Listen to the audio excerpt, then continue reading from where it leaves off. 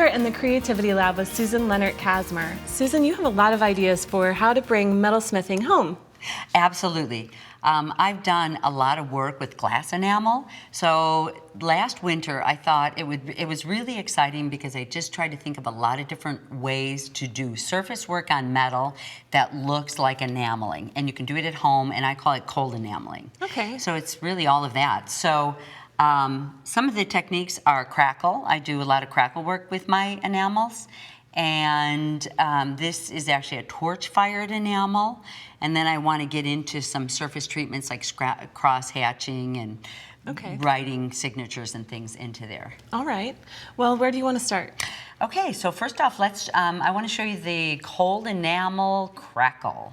So with this, I actually am just using regular enamel because it's, you can buy enamel or you can buy nail polish. I like using nail polish. You don't get pulled. It's pretty safe to use. Dries quicker than regular enamel. And this is a flat surface that I actually cut out with my jeweler's saw. But you can find so many pieces around that just have your surface work already cut out, or you can cut it out yourself. And you're just going to coat your whole piece. Have you had different, does it matter what type of metal that you're using?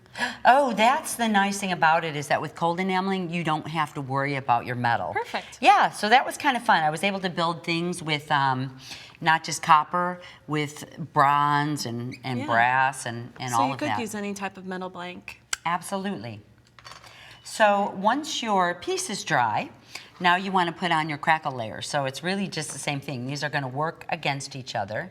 And you just really want to kind of go one direction. You don't want to go back and forth with your crackle. Okay. Because it's going to disrupt the pattern. So, and you'll still see the pattern. I'm kind of, usually I'll kind of get on and go all different directions at one time, but then you don't want to cross back over it. I don't worry about coating it evenly because I'm just going to get in there with sandpaper anyways for the end treatment. But if you look at it now, you can see the thinner areas are starting to crackle already. Yeah. And some areas are pulled a lot thicker. So, once you get the rhythm of how the crackle works, everyone can coat on thin or thicker or, to your own preference. Okay. Yeah. So we'll let that one crackle up a little bit? Absolutely. And actually for this next one, I'll show you a surface work technique that you can use also for this crackle too. So this is kind of fun because it's really like torch fire enamels. This is the one where I can drip on. I like doing with wire work, dripping on, where I don't coat my surface completely. So with that, there's a medium that's done that same way. And I'm just going to go ahead and paint over. These pieces I sanded ahead of time. You saw me sand them. So you just roughed them up a little bit so that it would adhere better? Yes, exactly. So this, I really don't want to do a thick layer. I'm here just putting it on a little thicker than I normally do. You really want a thin layer. It's the same, it's the same type of medium where if I put too much on, it's going to bubble up too much. Okay. This is a ivory color, and you can see as I pulled things out, I realized how much I've been working with white lately. Isn't that funny how you get hooked on one color? I do the same thing. So I'm just going to put a coating on here. I can over pour again because all of this is just going to go back inside my piece. So, my surface, I'm going to just kind of brush off my surface. And this you can put onto a hot plate, or you can use a heating embossing gun. So this one is embossing. Okay. And what I want to do is start from a little distance away. Let me brush that off. I'm going to start, it'll stick down because of my medium, but really I want to start a little bit farther away, just kind of warming up the metal.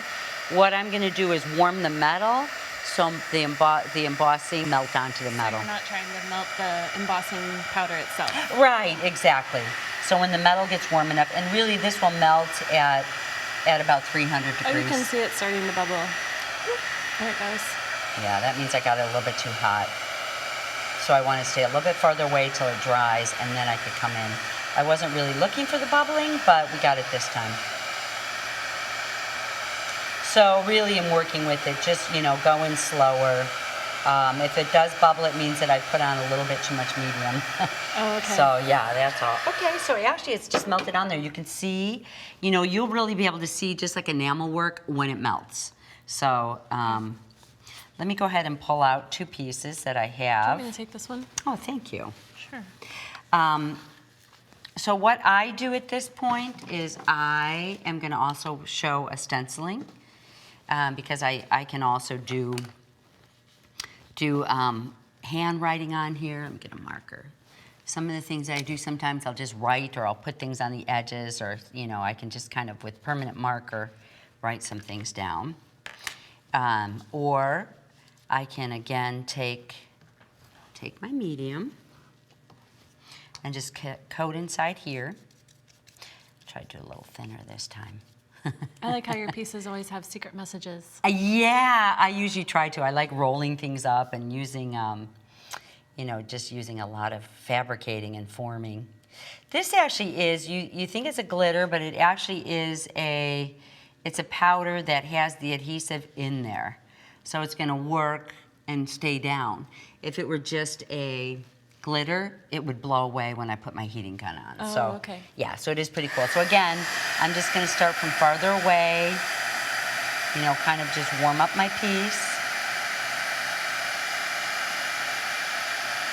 And once it gets a little bit warm, I can just kind of get right in on here. You can do some really thick layers if you're using a hot plate.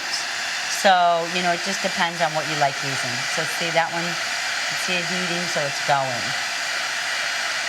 So it really melts your layers together too. Yeah, it does. It'll be a little bit warm. And now what I do at this point is I will get in here, sand up my sides a little bit. I'm going to maybe, this is just an acrylic paint. So, you know, sometimes I'll use ink, sometimes I use a little bit of acrylic paint. And just, you want to really make your lighting and shadow realistic, you know, with my pieces. So I just kind of will add on a little bit of color on my edges. I'll add on a little bit of inks on my edges. You know, just kind of get some ink on here to darken it up. And I do the same with the crackle piece that I was just talking about. Oh, all right. Mm-hmm. Oh, and we can see that it's really crackling Oh, now. yeah, let's pull that one out too, yeah. So that one is, yeah. So see on top of here, I can stencil and add more, use marker, layers and layers and layers, right. So at this point with both of these, what I do is I use a 2-part jeweler's grade of resin, and I'm just gonna go ahead and paint a layer on. Once everything's dry, once I have all my treatments on there that I want, I just do a really fine layer of resin painting. So you're really encasing it. Exactly, and this actually is the glass-like surface that you're looking for, because if you like the look of enamel, this cold enameling, this is the closest you're gonna get. It really has a glass-like finish. You can see how shiny it is on this one that's already done too. This one's already cured, so yeah, it really does look like enamel. And this one, you've done some of those treatments also, layering them up, it looks like.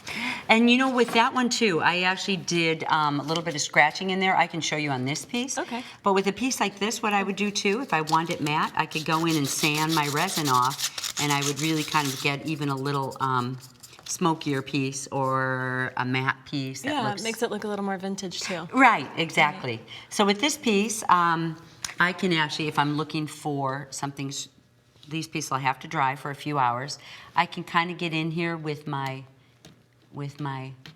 scissors or X-Acto knife, and I can just make some marks. And again, with the brown paint, I just get in here, rub some in, rub it into different directions into that. It's easier if you go different directions. And then get my paper towel, and you can see how it stays.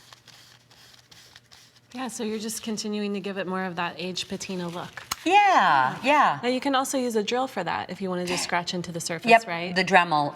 You know, if you really perfect that, you can write words or messages. You know how I like writing those messages. Well, we have a minute. You want to show us real quick? Oh, sure, absolutely. Okay. So let me show you with this piece right here. I'm just going to write my name on here, and then I'll... Oh, you know what? I actually will show you on a nice clean piece. How about that? Okay. So we'll be able to see it. So I'm just going to write my name.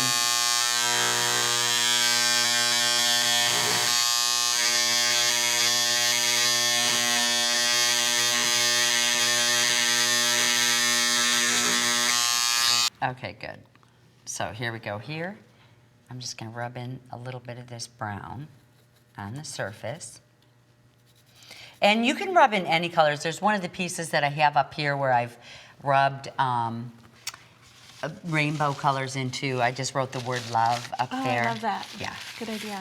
Yeah, and then I'm just going to go ahead and, there we go. And you know, if it's too, you can really keep working this. I could have put this a little bit deeper, Yeah. but it's another layer. And always what I do in the end is I just use the resin as a sealant.